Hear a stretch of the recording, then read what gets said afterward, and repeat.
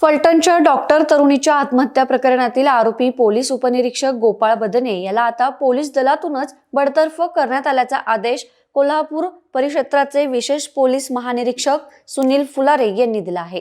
निलंबित पोलीस उपनिरीक्षक गोपाळ बदने यांनी पदावर असताना बेफिकिरी, दुवर्तन व विकृतपणे पोलीस उपनिरीक्षक पदाचा व अधिकारांचा दुरुपयोग करत समाजात असुरक्षिततेची भावना निर्माण करणारी वर्तणूक केल्याचे या आदेशात म्हटलं आहे। पोलीस उपनिरीक्षक पदास अशोभनीय ठरेल असं कृत्य करून कर्तव्य पालनात व दैनंदिन जीवनात संशयास्पद वर्तन केलं हे घृणास्पद आणि निंदनीय आहे।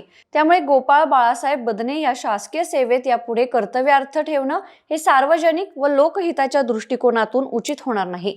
म्हणून निलंबित पोलीस उपनिरीक्षक गोपाळ बदने यास शासकीय सेवेतून बडतर्फ करण्यात आल्याचा आदेश देण्यात आलाय। या आदेशाची अंमलबजावणी 4 नोव्हेंबर पासून सुरू झाली आहे।